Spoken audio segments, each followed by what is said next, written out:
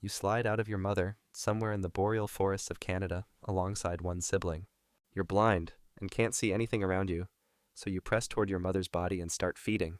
Your sibling finds the same spot and pushes into you with its full weight, knocking you sideways and taking your place. You push back, driving your head into its side until it moves, and then you feed again. A few weeks pass, and then one day your eyes open for the first time. The den is a hollow dug into a deep snowbank, with barely enough room for the three of you. Your sibling is bigger than you across every part of its body, and it uses that size constantly, stepping over you to reach your mother first and dropping its weight across your legs when you try to move. So you start moving earlier than it does, getting to your mother before it wakes, and feeding until she shifts her body and breaks the contact herself. Then one afternoon, something starts digging through the entrance from outside. Your mother stands over both of you with her body low and her head pointed toward the opening. The digging stops, and whatever was outside goes still for a long moment before pulling away.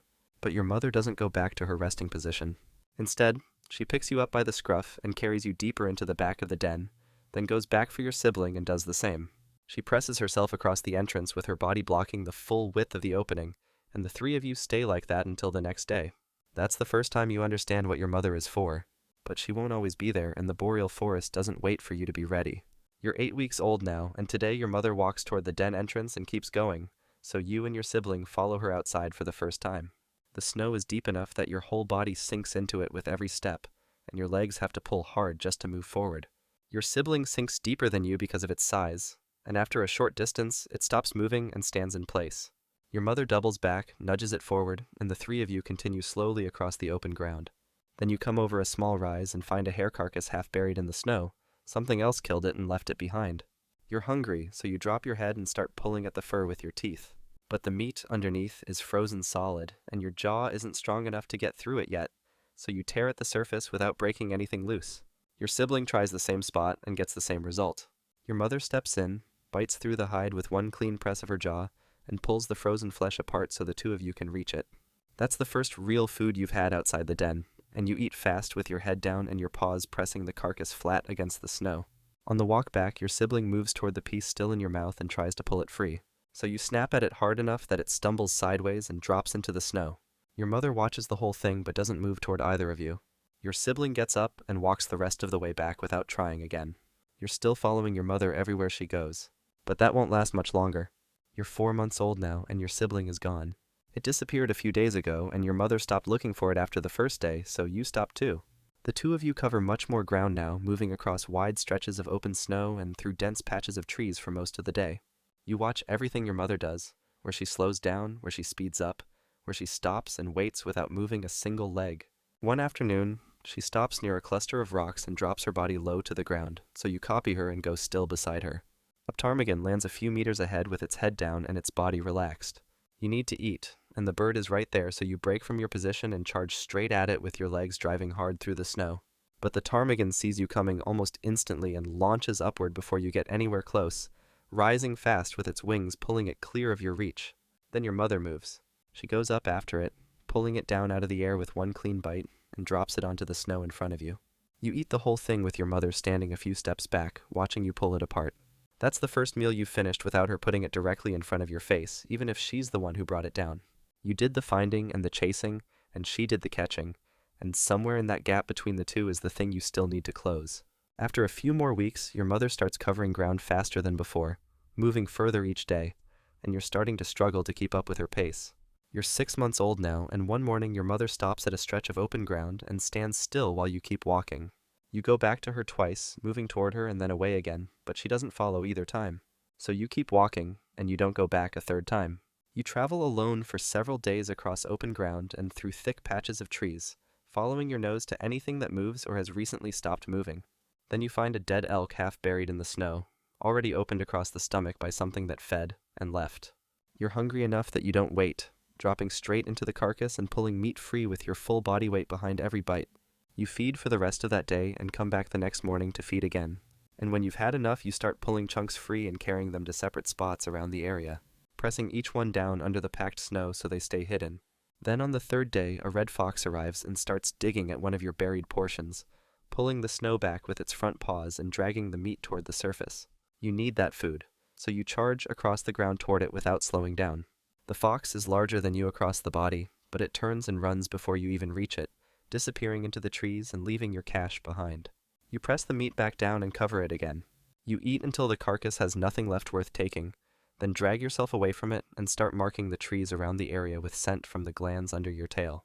This stretch of land is yours now, but keeping it will mean dealing with things that won't run as easily as that fox did. You're 14 months old now, and you've been working your range for months, caching food across a wide stretch of forest and remarking your boundaries every few days. Then one morning you find one of your caches dug up and scattered across the snow, with the meat gone and a scent left behind that belongs to another Wolverine. It's an older male, bigger than you, and his range has been pushing into yours from the north for weeks. You follow his trail across the ground with your head low and your body moving fast until you find him feeding on what was yours. You don't slow down. You go straight at him with your full weight driving forward, covering the distance before he has time to fully turn around. He's heavier across the chest and shoulders, and the first exchange sends you sliding sideways across the snow with one of your legs folding under you. So you get up and go again, driving your head into his side and trying to knock him off balance. He catches your shoulder with his jaw and pins you down for a moment, pressing your face into the snow, but you twist your body hard and pull yourself free. Then you bite into the back of his rear leg and hold on with everything your jaw has, so he has to drag you across the ground to break the grip, pulling both of you through the snow until your teeth finally lose their hold. He moves off after that, walking away slowly with one rear leg carrying less weight than the other. You're torn across the face and one ear is split open and folded wrong, but you're still standing on the same ground you started on, and he's the one moving away from it. Your range holds for now. But you're not the only one out here with a reason to expand, and the next challenge won't announce itself the way this one did. You're 2 years old now, and one afternoon you pick up a scent trail crossing the southern edge of your range that doesn't belong to anything you've tracked before. It moves in a loose, unhurried line across the open ground, so you follow it with your head low and your legs covering ground fast. The trail leads you to a female moving slowly through a stretch of open forest, pausing every so often before continuing forward. You need to close the distance without pushing her into a run, so you stay low and move parallel to her path rather than directly behind her. She sees you and doesn't run, which is the only signal you need to keep going.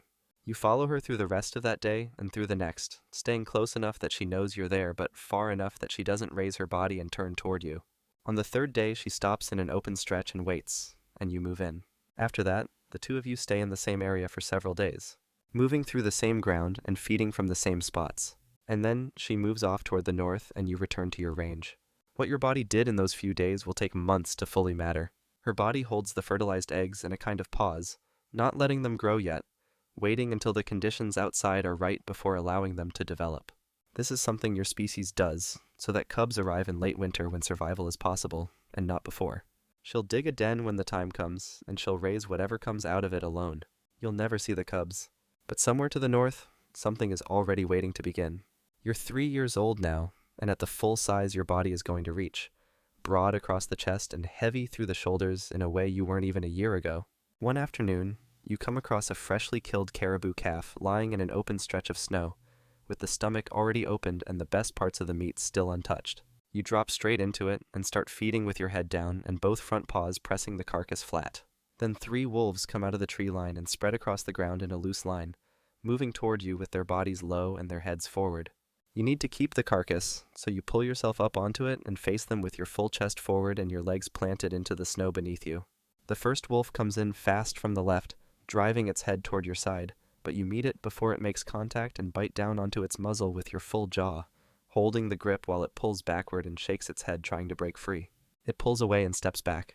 Then the second wolf moves in from behind, snapping at your rear leg, so you spin and drive into it with your shoulder before it can get its jaw around anything, pushing it sideways and following up with a bite to its front leg that makes it pull back fast. The third wolf hasn't moved from its spot the whole time, just standing at the edge of the snow with its body still. Then after a long moment, all 3 turn and walk back toward the tree line together, disappearing into the trees without looking back. You turn back to the carcass and keep feeding.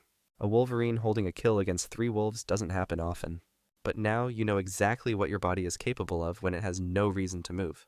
You're 7 years old now, and your body moves slower than it once did across the open ground, with your legs covering less distance per day and your range sitting smaller than it was 3 years ago.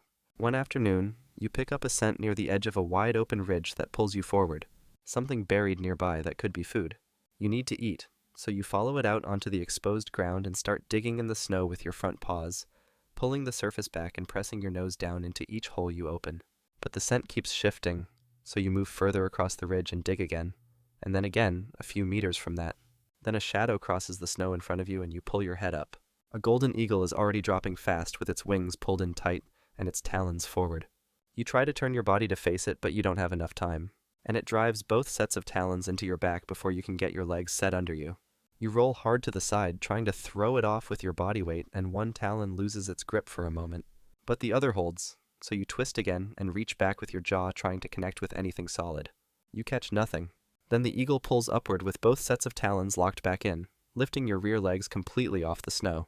Your front claws drag 2 long lines through the surface as your weight shifts and your body tilts up. You reach back one more time with your jaw and then you go still. You stay on the same ridge you crossed 100 times before, on an afternoon that looked exactly like everyone before it.